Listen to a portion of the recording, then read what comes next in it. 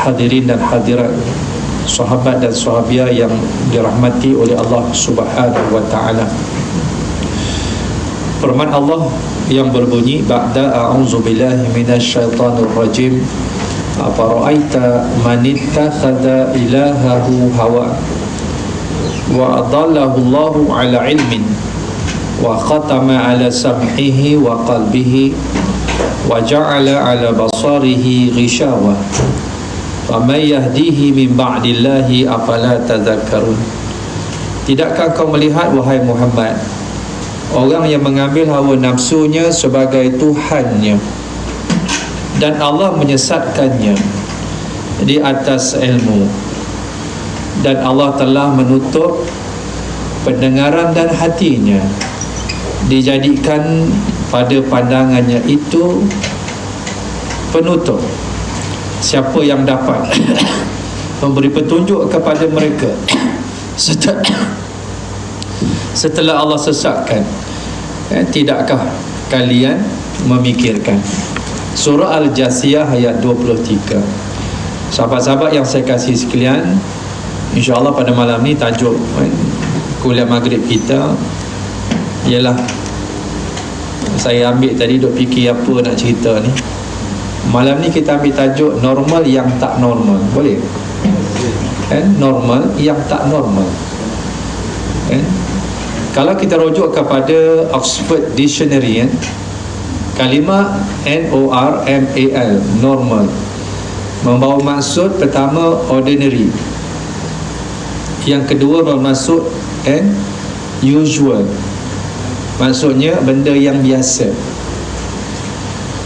juga disebut sebagai the same as would be expected. The same as would be expected, benda yang biasa yang kita expect dia akan menjadi satu benda kelaziman. Bila kita dengar saja hujan, mesti air. Cuma berbeza kat Gaza, hujannya tak normal. Kita hujan air, dekat sana hujan bom.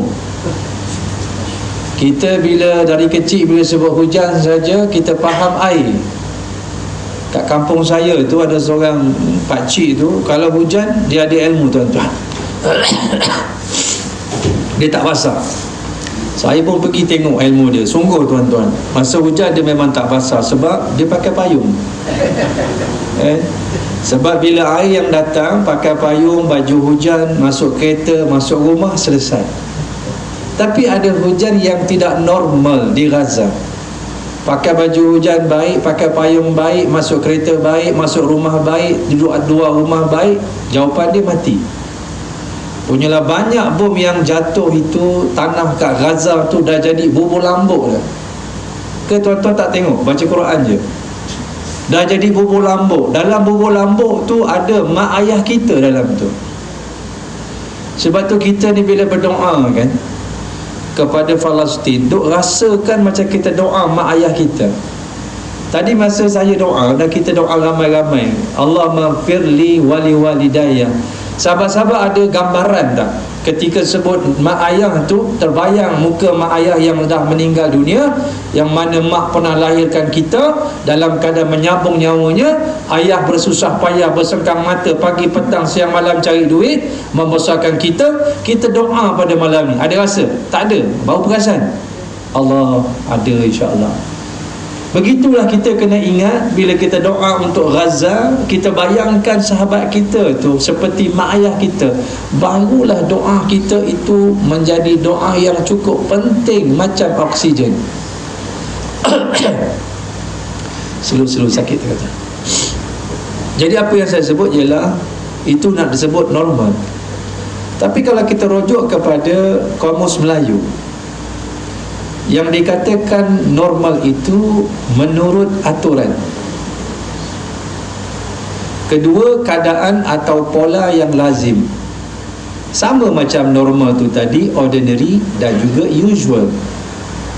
Dan juga disebut the same as would be expected. Maknanya dalam dua kamus ini, dalam Oxford dan juga kamus Dewan Bahasa, sama, selari. Tapi kalau kita pergi jauh sikit, Ada satu term yang dipanggil normalisasi. Benda yang tak normal kita normalkan. Dia boleh jadi positif, dia boleh jadi negatif. Malam ni saya pakai mask, dulu tak pakai. Benda ni berlaku bila datangnya di hujung 2019 cik corona. Cik corona yang tak nampak pada zahir mata, tetapi ada dampak kesan dan gejala dia, ada simptom dia. Di awal-awal dia orang bergolek-golek. Masa tu saya masih dekat Turki lagi. Maknanya di hujung dalam keadaan saya nak batal dah, tapi travel kata tak boleh ustaz. Jadi saya kata kepada jemaah, siapa nak pergi, nak tarik diri. Saya tak nak menanggung. Airport kosong tuan-tuan, KLIA kosong. Jadi saya pergi dalam keadaan nak tutup dah airport, nak balik tu Turki nak tutup. Yang ni sebelum saya kena 21 tu, 2021 tu dah nyawa-nyawa ikan dah ICU kan. Maknanya doktor, bila saya bangun dari mati tu, doktor kata ikut ilmu aku kau mati dah, kau hidup balik. Tapi yang 2009 tu nak sebutnya sahabat-sahabat, dalam keadaan bermulanya COVID depan mata saya, dekat mana? Grand Bazaar kat Turki tu, berguling, pum, orang jatuh, tutup. Jemaah dah pening. Saya batalkan sebahagian daripada program. 5 jam sebelum daripada flight kita nak terbang, kita ke airport. 5 jam airport tutup. Dalam keadaan yang dapat masuk, saya tengok semua kapal terbang cancel.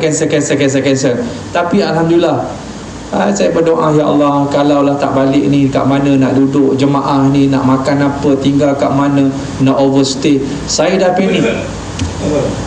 Sila bawa orang, sahabat-sahabat.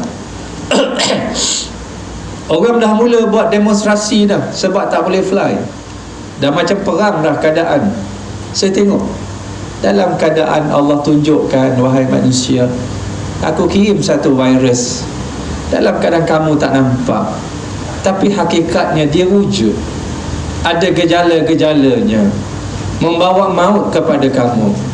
Daripada beberapa kaedah pendekatan, ada yang kita kata PPE kan, protection, apa dia?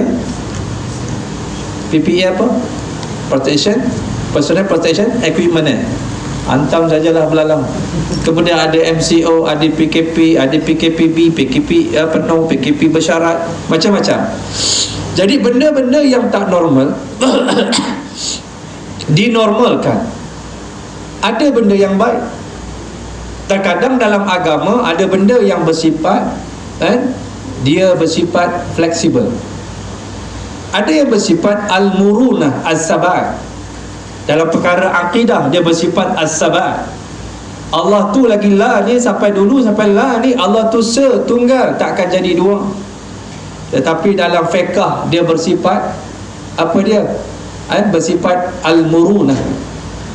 Dia bersifat benda yang fleksibel, benda yang terbuka, lebih-lebih dalam keadaan benda yang melibatkan perubatan, benda yang melibatkan apa dia, muamalat, benda-benda yang melibatkan kebudayaan, benda-benda yang bersifat mu'asirah, yang berhajat kepada perkara-perkara yang ijtihad baru. Di sana ada satu term yang dipanggil brain death. Otak mati. Pada Majma' Fiqh Sedunia 1987 di Amman, Jordan, dibincangkan bagaimana hukum orang yang koma, yang hidup dengan ventilator, bantuan talian hayat tu, bantuan hayat masuk dalam ni 7 cm. Kalau orang tu dah mati, mesin itu tak tutup, ada pulse, pom. Apa hukum cabut daripada orang yang sakit koma ni? Adakah hukum dia harus ataupun haram, ataupun bagaimana perbincangan? Dikaji pula apa syarat-syarat kematian pada pandangan Islam, apa syarat-syarat kematian pada pandangan sains moden. Lalu dikeluarkan satu keputusan. Ada orang tu dia belum mati tetapi macam dah mati, brain death, otak mati. Ini perkara-perkara baru yang mana perkara-perkara yang perlukan kepada ijtihad semasa. Dan ini indahnya agama Allah Subhanahu wa taala. Sebab tu kalau kita rujuk kepada perkataan normalisasi, normalisasi ni berasal dari perkataan normal yang kita bincang tadi. Sebab tu saya bawa term-term ni yang bermaksud menurut aturan, keadaan atau pola yang lazim. Itu telah kita bincang. Selesai. Apabila diubah kepada perkataan normalisasi, maka ia bermaksud menjadikan sesuatu yang tak normal supaya menjadi normal melalui beberapa perubahan. Kita dulu tak pakai mask, kita pakai mask. Jadi kebiasaan yang tak biasa jadi biasa. Bila orang pakai mask tu jadi biasa, dalam keadaan kerana perkara-perkara yang tertentu, iaitu dalam menjaga yang kita panggil wiqayah, protection, prevention. Ini kaedah Islam yang diajar oleh agama Allah Subhanahu wa taala. Kadang-kadang normalisasi itu dipaksakan menjadi normal sehingga prosesnya tidak konsisten, yang berakhir dengan kemusnahan. Maknanya walaupun di sana ada benda yang bersifat murunah, maknanya dia memerlukan kepada perubahan ini memerlukan kepada hukum baru, kepada ijtihad baru. Sebagai contoh, bila Allah sebut perkataan al-khamru dalam Quran, arak dipanggil al-khamru, sifat dia liquid. Tapi arak ini sifat dia dalam keadaan pada hari ini nama yang pelbagai, yang lebih complicated, kan? Nama dia macam-macam, kadang-kadang baik untuk kita. Contoh, guni stout is good for you, baik untuk kita lah, kan? Pada namanya, zamannya. Kalau pergi ke Aeon Big ni, pergi bahagian belakang tu, tempat daging, ada pintu tu, ada arak dalam tu. Perasan? Tak pernah lalu tuan-tuan ni warak sungguh. Ada. Ada kan, ujung sekali. Saya tengok ada satu arak kecil ni, botol dia, nama dia Remy Martin. Sedap pula namanya. Macam kumpulan Kenny Remy Martin. Harga dia RM890. Aduh. Ambil wuduk yang percuma pun orang tak ambil wuduk, arak yang mahal pun orang kejar. Punyalah bengong manusia ni. Nak sebutnya dalam keadaan Allah haramkan arak bukan pada nama. Betul kata Ramli Sarip, aku menulis bukan kerana nama. Kerana apa? Sifat arak itu Nabi kata kullu muskirin khamrun wa kullu khamrin apa dia? Haramun. Ini kaedah kias. Sebab tu bila kita tengok dalam Islam, Allah kata ya ayyuhalladzina amanu atiiullaha wa atiiur rasul wa ulil amri minkum fa in tanaza'tum fi syai'in farudduhu ila Allahi war rasul. Tengok dekat dalam satu ayat ini, surah An-Nisa 59 ayatnya, ada 4 sumber hukum yang disepakati oleh jumhur ulama. Yang lain tu tak disepakati, al-istishab, al-istihsan, tak. Tetapi yang 4 ni disepakati. Ati'ullah, Quran, wa ati'ur rasul, hadis, wa ulil amri minkum, ijma'. Fa in tanaza'tum fi syai'in, kamu berbalah-balah, tak ada hukum, maka balik pada Quran dan hadis. Apa dia? Qiyas. Jadi daripada asas tu tadi, Nabi kata setiap yang memabukkan khamar, setiap khamar haram. Jadi kita potong perkataan khamar, kullu muskirin haramun, setiap memabukkan ialah haram. Walaupun namanya Remy Martin, guni stout is good for you. Jadi kita kias lagi. Apa dia? Ada benda ustaz bukan liquid, ada benda ditelan ustaz. Roci, ecstasy, Abjon. Tuan-tuan ingat semua nama? Tak ingat? Allah warak sungguh tuan-tuan. Ada syabu, ada ais, ada yang dihisap, ganja, ada yang disuntik, fit. Nak sebutnya dalam keadaan benda-benda baru ni, zaman Nabi tak ada. Habis macam mana? Maka balik kepada hukum asal tu tadi, dikias apa sifat benda-benda itu tadi, semuanya memabukkan, maka dia jatuh kepada haram. Kita faham? Jelas. Balik perbincangan kita. Apabila kita nak buat perubahan, kita nak normalkan yang tak normal. Tak semua benda kita boleh normalkan, kerana besarnya kerosakannya.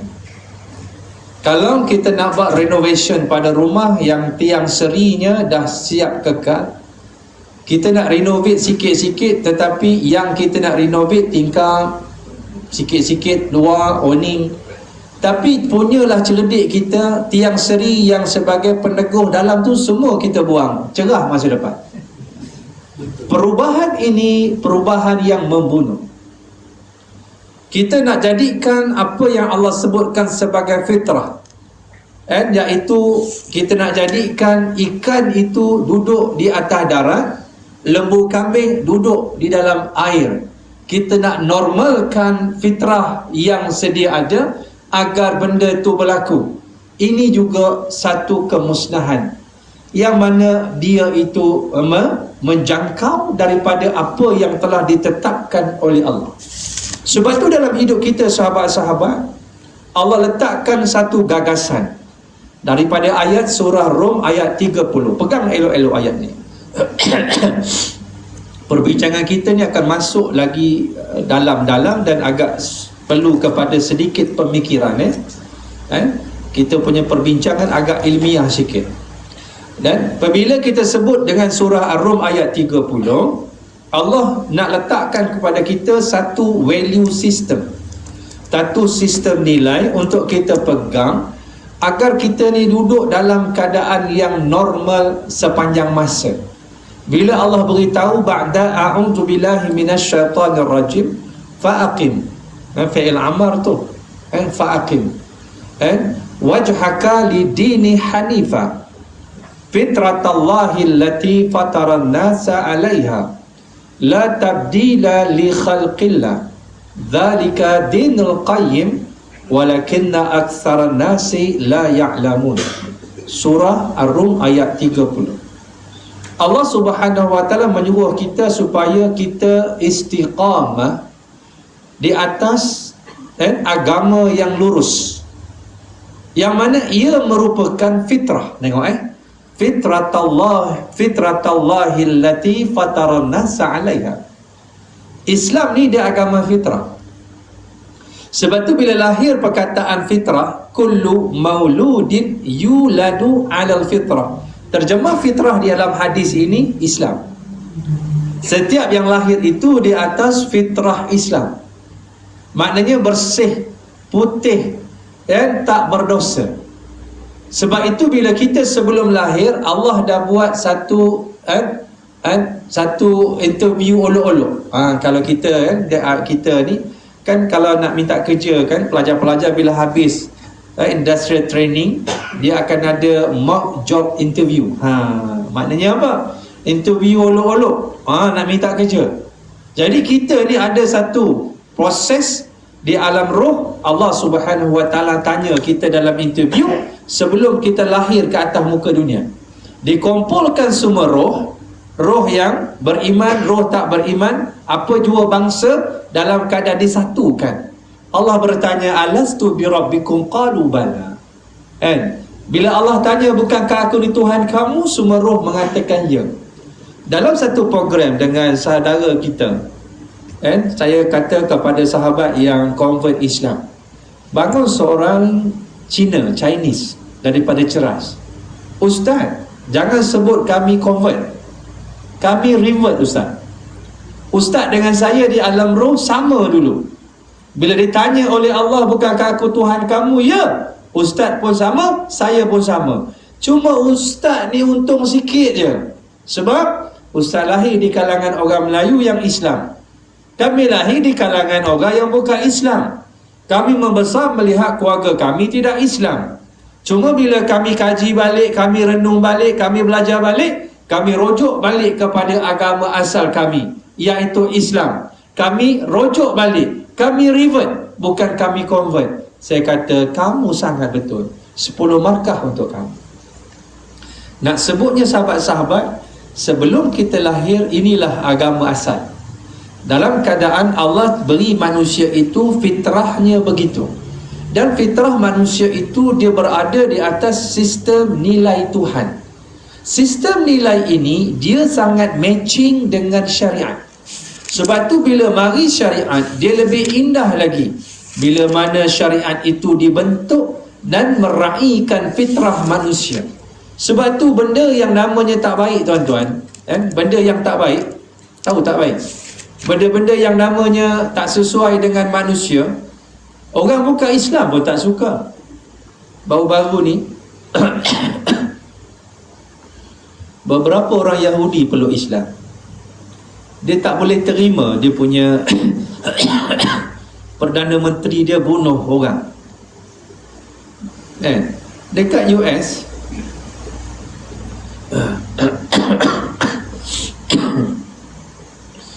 ada seorang budak tu kena buang sekolah. Sebab dia apa?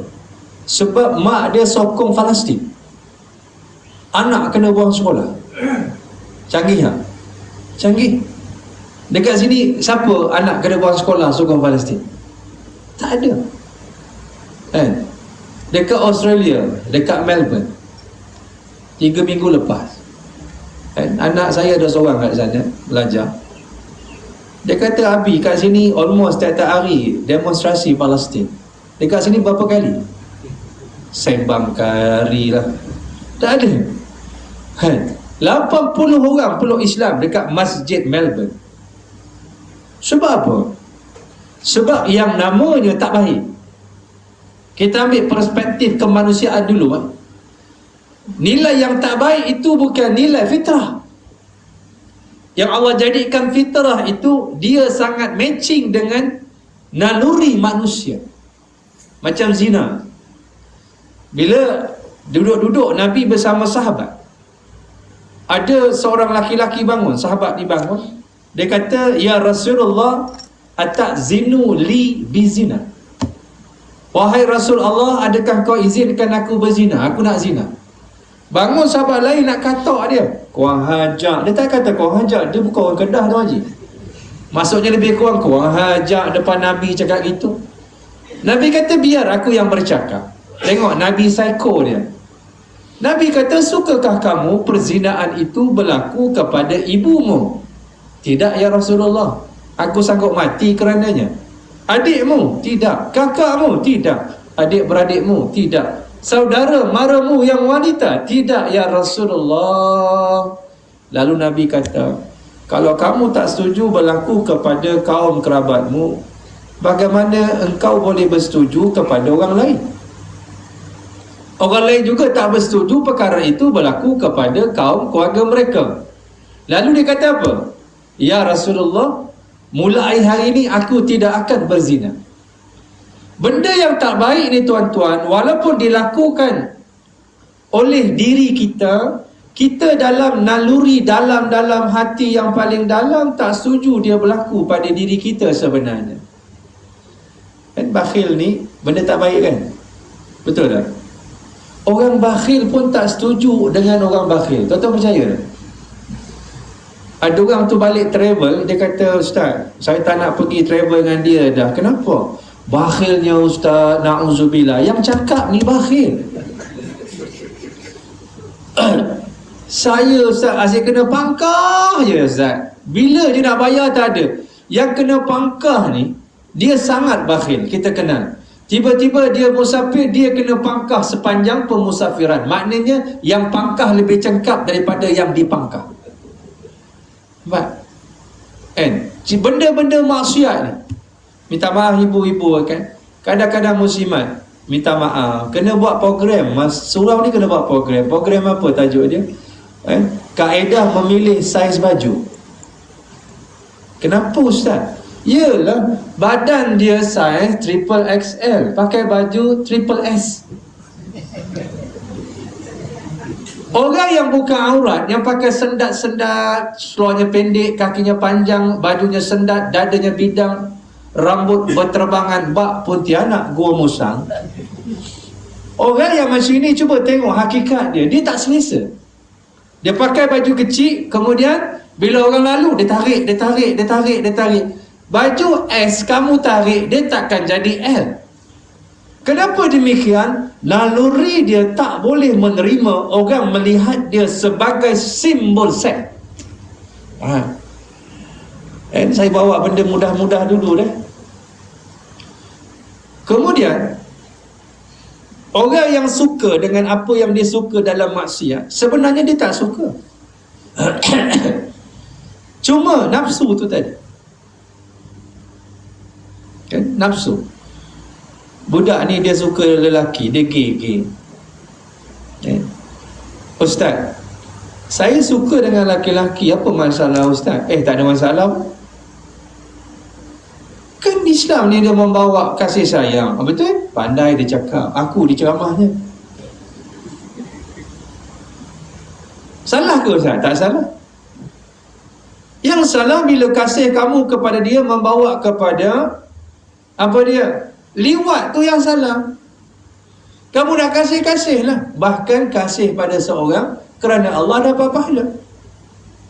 Ustaz, saya cinta dia, dia cinta saya, so what?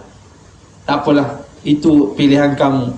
Cuma satu saya nak cakap, kamu suka tak liwat ni, gay ni? Suka Ustaz. Kamu ni lahir daripada mana? Mak saya lah Ustaz. Saya nak sebut kat kamu, kalau dulu mak ayah kamu dua-dua laki-laki, kamu tak lahir. Dia tengok muka saya lama, dia kata, betul juga Ustaz. Maknanya apa? Kita yang buat benda yang kita kata normal, maksiat, rupanya tak normal. Dan sebab itu bila marinya Islam ini dia meraihkan fitrah. Dia susun fitrah itu menjadi satu sistem yang namanya syariat. Ini yang kita panggil hukum taklifi yang 5. Kalau kita rujuk, kita faham dalam-dalam, dia akan balik kepada apa? Dia akan balik kepada perintah Allah Subhanahu wa ta'ala itu tadi. Bila kita sebut kita kata tentang fitrah, tengok, yang namanya Islam ni bukan agama. Cuba rujuk kepada perkataan religion. Kita rujuk kepada Oxford Dictionary, dia kata religion is a particular system of belief in God or gods. Yang dikatakan religion itu satu sistem kepercayaan kepada Tuhan dan Tuhan-Tuhan, dewa-dewa, can be deities, dewa-dewa, kadang-kadang sampai ratus ribu, banyaknya Tuhannya. Kalau itulah takrifan religion, adakah itu Islam? Tidak. Diambil dari perkataan Sanskrit, religion, religo, religion, maksud the unseen world, benda yang tak nampak. Sebab tu kata Karl Marx kata orang yang ambil agama itu orang yang dia ambil opium, ambil dadah. Sebab dia percaya kepada benda yang tak nampak, dia percaya kepada the existence of God, kepada adanya Tuhan sedangkan tak nampak. Maka orang-orang ni kata agama itu candu kepada manusia. Tak nampak. Tuan-tuan datang malam ni kan, dapat pahala. Beritahu saya macam mana rupa pahala? Kan tak nampak kan? Tuan-tuan datang ni ikhlas kan? Ikhlas. Beritahu saya, ikhlas tuan-tuan malam ni berapa kilogram? Pun tak nampak. Benda yang kita nampak ni, yang tak nampak ni merupakan asas kepada agama ini. Contoh, beriman pada Allah, tak nampak. Tetapi dalam keadaan tak nampak, dia ada seni dia meraihkan cara nak beriman, iaitu dengan cara Allah mendatangkan dalil-dalil secara akli dan juga secara nakli, nas-nas supaya kita ni dapat beriman dengan hujah dan ilmu, bukan sembrono mengikut dan membabi buta. Dan sebab itu indahnya agama Allah Subhanahu wa taala yang demikian. Lalu bila kita sebut Islam, Islam ialah satu cara hidup. Bukan saja satu cara hidup, tetapi Islam satu cara hidup yang sempurna. Sebab tu Islam ialah ad-din. Islam ialah ad-din. Dana yadinu dinan. Islam ialah satu cara hidup yang lengkap. Tu yang Allah ajar pada kita surah Al-Baqarah 208. Ya ayyuhalladzina amanu udkhulu fi silmi kaffah wa la tattabi'u khutuwatis syaitan innahu lakum aduun mubinun. Tu dia. Dan bila mari udkhulu, wahai orang yang beriman, masuklah kamu ke dalam Islam. Perkataan udkhulu ni fi'il amar, masuk.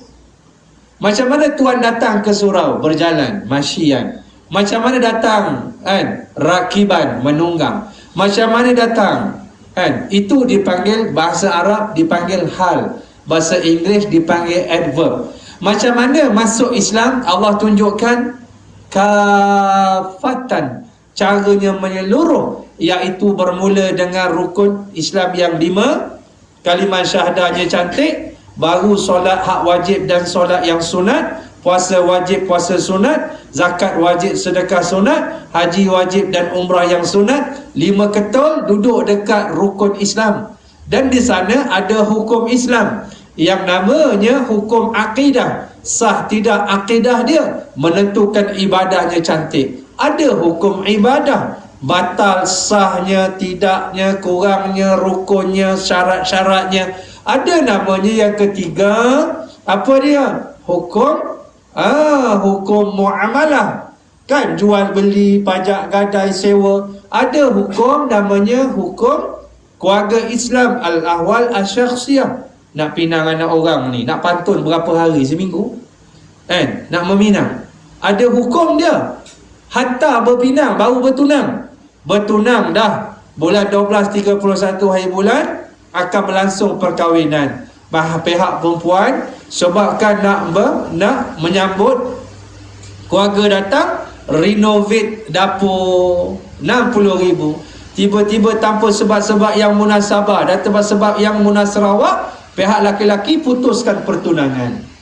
Maka pihak perempuan boleh menuntut kos renovation dapur dia 60,000 walaupun belum nikah, baru sekadar al-khitbah bertunang. Bila dah ramai ada masalah, marilah hukum jinayah Islam. Adanya hudud, adanya qisas, adanya ta'zir. Atas lagi ada hukum kenegaraan. Sistem negara itu dibina atas dasar dustur apa? Dalam keadaan di sana ada hukum lagi. Hukum apa? Hukum tasawuf, hatinya. Bila mati ada hukum faraid. Hukum faraid dan hukum miras. Jadi sahabat-sahabat, 7 di hukum Islam, 5 di hukum Islam, di rukun Islam. Campurkan, jadilah Islam yang disebut kafatan. Jadi bila Islam itu satu cara hidup yang lengkap, apa terjadi? Kita terpaksa mengambil sistem Allah sampai mati. Contoh mudah, makan. Sampai mati kita makan, betul? Kadang-kadang tengah makan mati, betul? Ada orang makan, dia tak makan, dia mati. Orang puasa mati tak makan, tak ada. Yang ada mati sedang buka puasa, tercekik ni buah tamal, ada. Tercekik anggur, ada. Dalam keadaan bila kita makan, itu perbuatan manusia fitrah. Dan setiap kali kita makan, kita kena ingat apa yang kita makan, halal haram, daripada mana ambil. Dan bila kita hidup, kita pakai baju. Tak Islam pun pakai baju, apatah lagi Islam. Bila pakai baju ditanya pula auratnya tutup ataupun tidak. Sampailah mati, muslimat akan guna 5 helai kain kafan. Apa dia? Kelebihan wanita, dia memerlukan kain yang banyak dalam hidup dan setelah matinya. Cuba yang bukan aurat, dia mati, kita kafankan 3 helai kain kafan ibu-ibu. Bangun banyak tu. Ustaz, saya belajar fiqh Ustaz kat surah Al-Kausar. Perempuan 5 helai Ustaz. Bangun. Masa hidup dia buka habis, masa mati tutup habis. Aku tak faham. Matematik mana ni? Kan? Ketika hidup tak nak solat, dah mati nak solat. Saya tak faham. Ketika hidup kita lawan Tuhan, dah mati nak taat pada Tuhan. Pelik. Ada budak ni, dia rempit, kaki dia putus satu, kena potong. Lepas tu dia pakai seluar panjang, tuan-tuan. Saya kata, alhamdulillah kamu bagus bertaubat, kaki kamu pun seluar panjang. Tak ada Ustaz. Tara tu cakap tak ada lagi, kau hajar sungguh. Tak ada Ustaz, saya aksiden Ustaz. Tu yang pakai seluar panjang ni nak tutup kaki.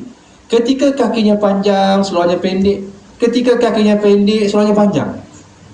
Matematik mana ni? Cuba ajar sikit, saya tak faham. Tapi itulah bila mana kita tak duduk di atas nilai yang normal, fitrah yang Allah ciptakan kepada kita. Sebab itu sahabat-sahabat, dalam siri kehidupan kita ini daripada dulu, sejak Nabi wafat, segala benda-benda yang tak normal cuba dinormalkan. Dia bermula daripada tauhid. Perasan tak? Bila Nabi wafat, apa terjadi? Orang-orang murtad. Orang-orang murtad itu Nabi dah beri gambaran, Allah dah beri gambaran dalam surah namanya Ali Imran ayat 144. Dan bila Allah sebut, wa ma Muhammadun illa rasul qad khalat min qablihi rusul afa imata aw qutila qalabtum ala aqabikum. Maknanya tidaklah Muhammad itu melainkan seorang rasul dan telah datang sebelumnya rasul-rasul, maka mereka juga mati, mereka juga wafat. Apakah kerana kalau dia mati atau dibunuh, kamu berpaling daripada agama Allah Subhanahu wa ta'ala? Maksudnya, dalam keadaan kita ni, bermulanya orang menjadi murtad di zaman Nabi dalam keadaan jumlah yang cukup besar. Terdapat nabi-nabi palsu. Di sana ada Musailamah Al-Kadzab, di sana ada Sajjah, di sana ada Talha bin Khuwailid, di sana ada Al-Aswad bin Al-Ansi, yang mana mengaku sebagai Nabi, bahkan menentang pemerintahan Sayyidina Abu Bakar As-Siddiq radhiyallahu an dalam keadaan murtad. Sebab itu kita ni akan berada dalam situasi yang berterusan. Sebab itu dia akan lemahkan kita daripada dalam. Sebagaimana Nabi-Nabi dia datang, dia bawa apa tuan-tuan? Dia bawa tauhid dulu.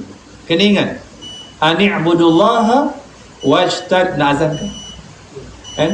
Kita ambil sekejap je. Ani'budullaha wajtadibu taghut. Ini Allah sebut dalam surah Lebah ayat 36. Allah utuskan Nabi-Nabi, Rasul-Rasul ni, dia punya fundamental teaching dia, ajaran pertama yang paling fundamental, pertama sekali tauhid.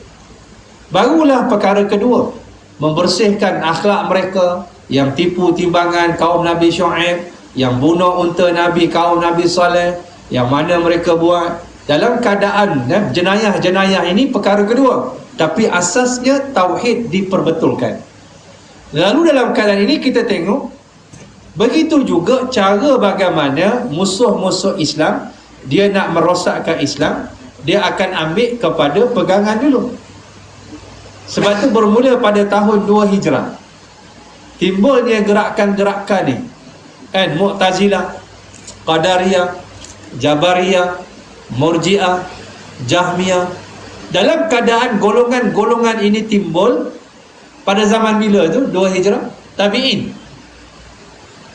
Kemudian masuk meresap kepada pemerintah ketika itu, kerajaan Abbasiyah. Antaranya akidah apa? Pahaman Mu'tazilah disokong oleh Khalifah Al-Mu'tasim dengan Khalifah Al-Ma'mun, menjadi pandangan rasmi kerajaan. Lalu bila lahirnya tok-tok guru, antaranya Abu Hasan Al-Ash'ari dalam keadaan dengan anak murid dia, kemudian disokong oleh kerajaan selepas daripada itu di Mesir, di Iraq, disokong oleh Salahuddin Al-Ayubi, Sultan Nuruddin Az-Zenki, maka dapat melenyapkan kebatilan-kebatilan tersebut. Dalam keadaan kita lihat mereka sendiri dengan usaha yang cukup dahsyat, apa yang kita sebut dalam kitab Tauhid, bila kita belajar Tauhid, kita jumpa firqah-firqah ni kan, Ustaz, dekat mana Qadariyahnya, dekat mana Jabariyahnya, dekat mana Mu'tazilahnya?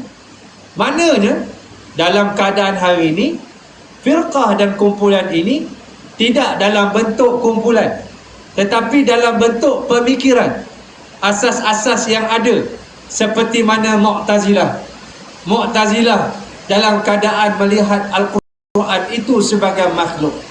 Bagaimana pahaman Murji'ah, bila buat baik, bila buat jahat, dah beriman dan Islam, minum arak tak kira dosa. Sebab apa? Sebab macam orang pun tidak Islam, buat baik tak dapat pahala. Bagaimana Jabariyah kata, kita ni dipaksakan oleh Tuhan, kita tak berdaya. Kenapa minum arak ni? Allah dah tulis dah Lauh Mahfuz minum arak. Ni kenapa tak solat ni? Allah tulis dah, memang aku tak solat. Macam mana ada Qadariyah mengatakan dia berkuasa penuh, Allah tak tahu dia buat apa. Tak apa Ustaz, saya yang tentukan hidup saya menentukan jalan hidup saya, syurga atau neraka. Bukankah pahaman-pahaman ini dalam bentuk pemikiran hari ini, dalam jelmaan yang baru?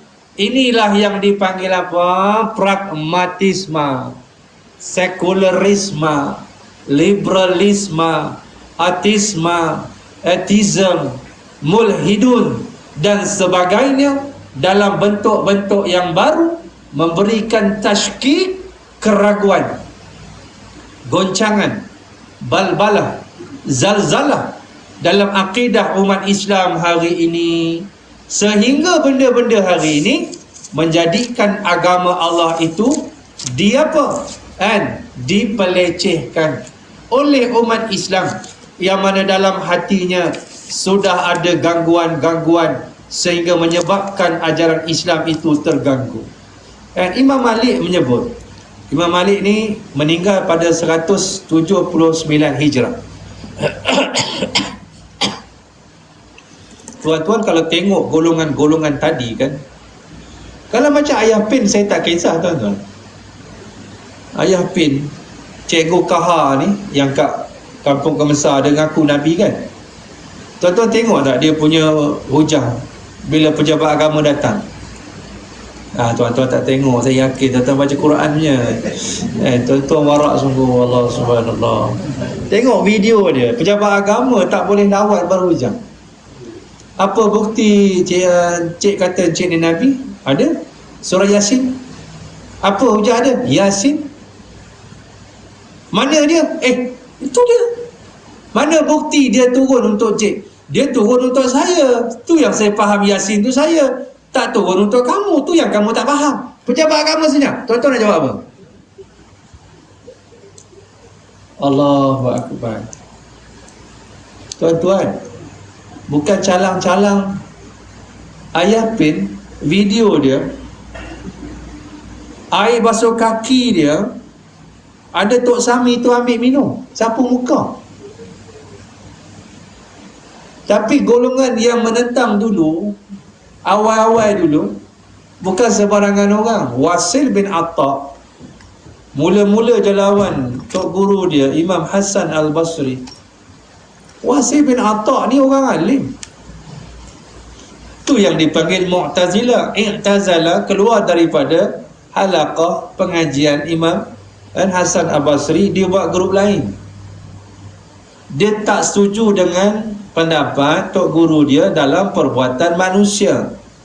Akidah kita Ahli Sunnah wal Jamaah, kita ni ada benda yang kita boleh ikhtiar, ada benda yang tak boleh.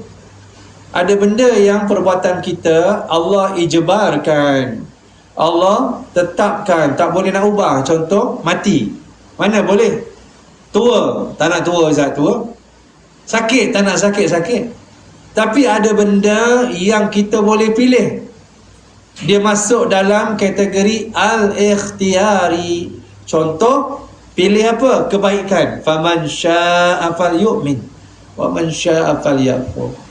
Cara nak memilih keimanan atau tidak, kita boleh pilih. Malam ni datang surau ni, kita pilih ke orang paksa? Kita pilih. Datanglah. Tuan Haji, kenapa Tuan Haji datang? Tak, Ustaz juga rumah bangun-bangun celik dah sampai Kausar. Hebat. Kita pilih. Di atas apa yang kita pilih itu ada nilai di sisi Tuhan. Dia tak setuju dengan tok guru dia, dia keluar, dia buat grup dia. Sebab tu jadilah Mu'tazilah, Jahmiyah, Jabariyah. Safwan bin Jaham ni bukan sebarangan orang alim. Ali Ajubai, sebahagian daripada Mu'tazilah, Abu Ali Ajubai, bukan sebarang orang alim. Nak ceritanya firqah-firqah itu tadi orang alim. Tapi bagaimana mereka boleh terseret ke arah itu? Kerana mengikut nafsu yang kita duk bincang tu tadi. Orang yang mengambil hawa nafsu dia membelakangkan syariat Allah Subhanahu wa ta'ala. Sebab tu kehidupan kita hari ni dalam keadaan yang pening kan. Pening. Kalau tuan-tuan pening, betul lah tu, tuan-tuan nak meningkat. Peningkatan.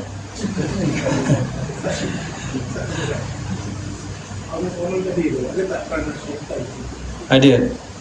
Sebab dulu kita bawa kitab Talbisu Iblis kan, Belitan Iblis. Dia masuk semua tu. Tadi kan saya kaitkan dengan ayat Al-Baqarah 208 tadi. Allah perintah kita suruh masuk ke dalam Islam keseluruhan. Allah sambung lagi, wala tattabi'u khutuwatis syaitan. Jangan kamu ikut jejak langkah syaitan. Yang nak kita ni ikut Islam ni juzuk-juzuk, tak nak ikut semua ni syaitan. Syaitan memang nak menjuzuk-juzukkan pemikiran kita supaya kita ini tidak taat kepada Allah secara yang komprehensif, menyeluruh. Nanti bila mana kita mati sahabat-sahabat, kita kena pegang agama tu. Sebab tu orang kata kat saya, ada wartawan dia tanya saya, Ustaz, apa pendapat Ustaz yang tonggang agama? Ni wartawan Cina tanya saya. Saya jawab apa tuan-tuan? Kalau kita tak tonggang agama, kita nak tonggang apa? Wartawan tu garu kepala, lepas tu dia belah. Kalau kita tak tunggang agama, maksudnya tunggang kat sini, kalau kita tak ambil agama sebagai panduan hidup kita, kita nak ambil apa? Sedangkan kita dah mengucap 2 kalimah syahadah. Dia tak jawab. Maknanya dia nak twistkan pendapat, maknanya janganlah pegang agama sangat. Maknanya jangan poyo sangat. Maknanya janganlah kamu ni yo-yo sangat pegang agama. Kalau kita tak pegang agama Allah dekat muka bumi, nak pegang apa? Sebab bila kita mati besok akan ditanya oleh malaikat, madinuka, apa agama kamu? Kita yang hidup tak ikut Islam, tiba-tiba mati, kita nak jawab malaikat, al-islamu dini. Banyak cantik. Sebab itu dalam agama tak boleh kita juzuk-juzukkan. Jadi Imam Malik kata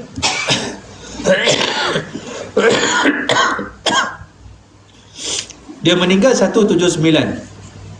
Imam Malik tok guru pada Imam Asy-Syafi'i rahimahullah. Dalam keadaan man tafaqqaha wa lam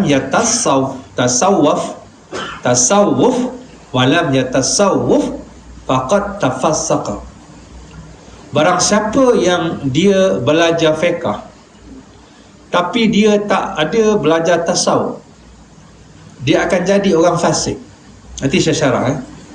Wa man tasawwafa wa lam yatafaqqah faqad tazandaqa. Barang siapa yang dia itu belajar tasawuf tapi tak ada fiqh, dia akan jadi orang zindik. Wa man jama'a bainahuma faqad tahaqqaqa. Barang siapa yang mengambil kedua-duanya, itulah yang sebenar-benarnya. Jadi dalam Islam ni buah akhir ni nak habis lah. Kita ni bila tengok Quran, dia punya intipati Quran, dia tak lari daripada 3 fardu ain asas ni: tauhid, fiqh, tasawuf. Ini yang dipanggil fardu ain. Maksudnya setiap individu Islam, Muslim, dia mesti melepasi syarat menjadi orang yang mukallaf, yang tak berdosa. Dia kena ada 3 ilmu ni. Dia kena kenal Tuhan, dia kena tahu nak beribadah, dia kena tahu nak tengok hati dia itu dalam keadaan di pelajaran dia, ibadahnya bersih, ikhlas, tak ada benda-benda lain. 3 ni mesti dicapai dengan ilmu tauhid, ilmu fiqh, ilmu tasawuf. Contoh saya ambil, Allah sebut dalam surah Toha ayat 14. Penting ni. Innani anallah la ilaha illa ana fa'budni wa aqimis salata li dhikri. Satu ayat ni ada 3 komponen, tak lari. Pertama, Allah kata innani anallah, sesungguhnya aku Allah, tidak ada Tuhan melainkan aku, sembahlah aku. Apa dia? Tauhid, pandai. Yang kedua, wa aqimis salata, dirikan solat. Apa dia? Fiqh, syariat. Yang ketiga, li zikri, untuk mengingati aku. Apa dia? Tasawuf. 3 unsur tak boleh lari. Kadang-kadang dia mari tengah, kadang-kadang mari belakang, tetapi 3 dia tak lari. Contoh, bila Allah kata aqimis solat, dirikan solat, syariat. Inna solata tanha anil fahsya'i wal munkar. Solat yang baik mencegah daripada perbuatan keji dan munkar. Apa dia? Tasawuf. Wala zikrullahi akbar, ingat Allah yang paling besar sekali. Apa dia? Tauhid. Begitu juga surah yang lain, ayat yang lain, banyak. Nak sebutnya sahabat-sahabat, tak boleh lari daripada asas syariat. Dan sebab itu dalam keadaan bila mana kita belajar fiqh, kena ada tasawuf. Macam mana kita nak sembahyang, nak bagi ada hati, ada jiwa, dia kena tasawuf, baru mari ikhlas. Takkanlah solat kita 7 tahun dulu sama dengan solat kita 70 tahun. Budak pasti kan 5 tahun pagi-pagi ambil wudu. Ambil wudunya sikit, main airnya lebih. Mudah, basah je. Solat duha pagi-pagi, cuba lalu dekat Taman Permata 8 pagi, cuba lalu. Solat duha ibu-ibu, kadang-kadang ayah yang hantar pun tak solat duha. 5 tahun, 6 tahun dia kena butuh-butuh, ya kena butuh-butuh, ya kena butuh-butuh, ya kena butuh-butuh, ya kena butuh-butuh. Adakah yang 5 tahun solat ni sama dengan solat kita 50 tahun malam ni? Nasaya tak sama dari sudut rukun kaulinya, fi'linya, rukun qalbinya. Kerana apa? Ilmu yang masuk bersama dengan pengalaman dan latihan kita menyebabkan solat kita semakin cantik. Adakah puasa kita 5 tahun dulu? Budak 5 tahun lah ni puasa cukup. Budak dulu, zaman dulu 15 tahun masih lagi puasa yang yo. Budak lah ni 5 tahun. Guru-guru pasti ni, subhanallah. Kadang-kadang kita pun rasa teruja sangat, subhanallah, luar biasa. Anak kita 6 tahun, 5 tahun, balik-balik kita dengar seorang-seorang dia baca. Dia baca apa ni? Dengar-dengar, surah Tabarakallazi 30 ayat, surah Mulk dia hafal. Yang mengajar guru pasti. Subhanallah. Nak sebutnya apa? Tak mungkin sama kan? Tak mungkin sama. Jadi dalam keadaan fiqh tu kena tasawuf. Tak boleh kita pula dalam keadaan kita pulun dalam keadaan fiqh, dalam keadaan kita tak ada tasawuf. Dalam keadaan tasawuf tak ada fiqh. Siapa yang dia pulun tasawuf dalam keadaan dia tak ada fiqh, dia tak tahu hukum, dia akan jadi orang zindik. Maksud zindik ni kalau kita rujuk zindik ni kata Imam Al-Ghazali, siapa dia? Kaum yang mengingkari adanya wujud Allah Ta'ala. Zindik juga ialah orang yang mengingkari prinsip-prinsip ajaran Islam. Segala macam bid'ah, menafsirkan nas agama atau memahami penafsiran ajaran Islam menurut hawa nafsunya sendiri. Maknanya inilah orang zindik. Maksudnya kita ni tak boleh dalam keadaan kita tak ambil agama Allah Subhanahu wa ta'ala sebagai syariat, yang mana ujung rambut sampai ujung kaki kita semuanya syariat. Ini yang disebut hukum syar'i, hukum taklifi, hukum yang 5. Khitabullah ta'ala al-muta'allaq bi af'ali mukallafin bil iqtida' awil takhir awil wad'i. Yang dikatakan hukum syariat itu ialah khitab Allah, perintah Allah. Dekat situ pun kita dah tahu dah bahawa kita tak boleh nak ambil selain daripada apa yang telah Allah tetapkan dalam hidup kita sebagai orang yang mukallaf. Kita kena pegang benda ini. Mana yang Allah kata buat, ambil. Mana yang Allah kata jangan, tinggal. Itulah syariat. Syariat itu kan yang disuruh dan yang dilarang. Cuma yang disuruh itu kadang-kadang wajib, kadang-kadang sunat. Cuma yang dilarang itu kadang-kadang haram, kadang-kadang makruh. Dan di tengah-tengahnya awit takhyir, benda yang diantara buat dan jangan buat. Itulah yang dipanggil harus. Dalam keadaan hukum asal sesuatu perkara itu harus. Dalam keadaan inilah syariat Allah Subhanahu wa ta'ala. Jangan kita kena saling mengikat diri kita dalam keadaan nak jaga sungguh akidah kita. Sebab tu akidah ini bila mana masuk unsur-unsur yang goyang tu tadi dalam pahaman-pahaman baru pada hari ini, liberalismnya macam-macam, menyebabkan kita goyang pada agama dan kita akan goyang nanti pada syariat. Itu yang maksud saya. Bila dia pada pegangan agama dia goyang, akidah dia goyang, tak sabat, dia akan goyang kepada syariat nanti. Dia akan goyang. Jadi ikat mengikat. Sebab tu nak jagalah. Dan dia boleh masuk dalam 3 perkara tu tadi. Nak jaga sungguh tauhid. Sebab tu orang yang pegang tauhid telah terbukti bahawa dapat menjaga iman dia. Pada zaman apa dia berada sekalipun, dia dapat jaga iman dia. Dekat Pakistan, tuan-tuan, ada satu tempat, nama dia Bara Imam.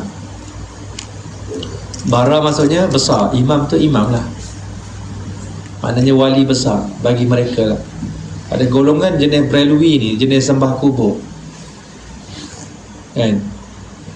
Ustaz, apa ada kalau orang Ustaz pergi kubur dia cium batu nisan, apa hukumnya? Kalau Ustaz Azhar terus kata hukumnya bodoh lah. Kan, pergi kubur beri salam, Assalamualaikum ahli diyar, baca doa. Tak disuruh oleh Nabi cium batu nisan, tak ada kan. Jadi saya pun pergilah, sebab orang kata kuburnya bercahaya. Saya tahu jenis golongan Brailowi ni banyaklah kat Pakistan. Bila saya pergi, ramailah pengikut dia bergoling-goling dekat kubur tu. Kubur tu besar lah, sana sampai sana, besar sikit lagi kubur dia. Orang ni kecil lah. Kalau tuan-tuan meninggal, orang buat kubur 2 kali ganda, nampak gah kan.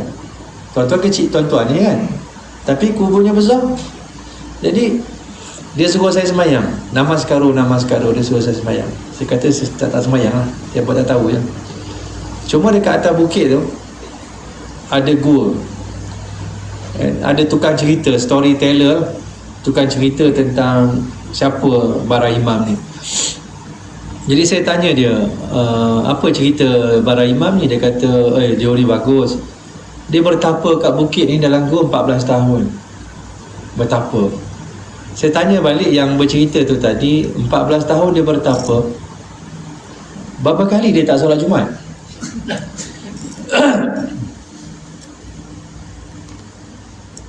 Berapa kali dia tak bayar zakat fitrah? Kita ambil hak wajib-wajib dulu. Terdiam dia. Tu yang saya kata, bolehkah kita ni nak kejar tasawuf, kita tinggal syariat? Tak boleh. Sebab tu ajaran-ajaran sesat dia boleh masuk bila kita sendiri ni tak ada resisten, kita tak ada benteng, kita tak ada perisai. Sebab tu ajaran-ajaran sesat ni digunakan kaedah tak payah solat niat, tak payah puasa niat. Bukankah itu mengatasi Nabi? Tapi dia bawa ayat Quran. Sebab kita tak cerdik, tu yang kita kalah tu. Dia kata wa'bud rabbaka hatta ya'tiyakal yakin.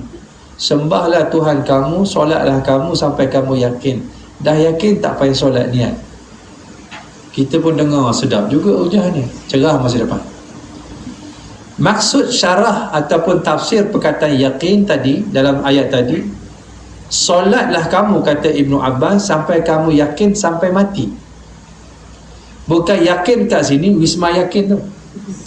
Bukan yakin kat sini maksudnya dah yakin. Masuk kat sini mati. Maknanya solat sampai mati. Tiba-tiba Nabi solat sampai Nabi wafat. Kita ni umat dia dah yakin tak payah solat. Sedapnya. Sebab itu dia tidak boleh mengatasi apa yang Nabi bawa. Ustaz nampak tok guru saya azan Zuhur dia main-main ayam. Ustaz tahu tak tok guru saya ni dia azan, dia buka pintu rumah naik atas, tutup, dia sembahyang kat Mekah. Saya kata kat dia, macam mana tok guru kamu sembahyang? Kenapa Ustaz? Malaysia dengan Mekah jarak 5 jam. Mekah boleh masuk Zuhur, tok guru kamu sembahyang apa? Ya ke Ustaz? Punyalah bahlul anak murid. Sebab itu tasawuf, fiqh, tauhid, dia saling ikat mengikat. Tak boleh dia saling berceramuk, tak boleh. Sebab tu benda-benda ini asas. Sebab tu hidup kita dengan fiqh. Kita masuk tadi hukum dengan fiqh, benda-benda tadi dengan fiqh, kita keluar dengan fiqh. Dalam keadaan apa? Hidup yang tersusun dengan syariat Allah. Itulah yang dipanggil hidup di atas fitrah. Fitratallahi allati fatara an-nasa 'alaiha la tabdila li khalqillah. Kita hidup dengan fitrah agama Allah. Jangan kita maksiat, kita normalkan mengikut nafsu kita. Habis dah. Cukup habis dah. Panjang tu, banyak ayat-ayat. Kalau tuan-tuan tulis nombornya, dirangkai-rangkaikan dapat. Sebab tu bila saya kuliah ni, saya buat live lah. Sebab bila saya habis kuliah, benda-benda yang saya live tu saya simpan, supaya untuk saya pertama tengok balik, yang kedua yang baik saya share, yang ketiga kalau saya mati ada benda yang baik yang saya nak tinggalkan. Sebab tu tuan-tuan pun ada kan media sosial, share yang baik. Nanti tuan-tuan meninggal, yang baik itu menjadi amal jariah, sedekah jariah, dia berpanjangan. Tetapi jangan buat benda tak baik. Bila kita mati nanti, dia jadi amal juga, tetapi jariah yang dosa jariah. Wa na'udzu billahi min dzalik. Allah manfa'na bima 'allamtana wa 'alimna ma yanfa'una. Ya Allah, manfaatlah pada kami dengan apa yang kau ajar pada kami. Ajarlah kepada kami dengan perkara-perkara yang bermanfaat bagi kami. Ampunkan dosa kami yang banyak. Ampunkan dosa kedua orang ibu bapa kami. Ampunkan dosa suami, isteri, anak-anak, adik-beradik, sahabat, jiran-jiran kami. Ampunkan dosa tok-tok guru kami, para alim ulama kami yang tidak jemu-jemu membimbing kami ke arah jalan petunjuk-Mu. Ya Allah, ya Tuhan kami, jadikan anak cucu zuriat keturunan kami anak-anak yang saleh dan salehah, beriman dan bertakwa, mendirikan salat, menutup aurat, tahu membaca Al-Quran, anak-anak yang boleh memandi, mengkafan, mendirikan salat jenazah untuk kami, boleh mengusung kami, keranda kami ke kubur. Rabbana atina fid dunya hasanah wa fil akhirati hasanah wa qina azabannar. Subhana rabbika rabbil izzati amma yasifun, wassalamun ala mursalin, walhamdulillahi rabbil alamin. Taqabbalallahu minkum minna wa minkum taqabbal ya karim. Assalamu alaikum warahmatullahi taala wabarakatuh.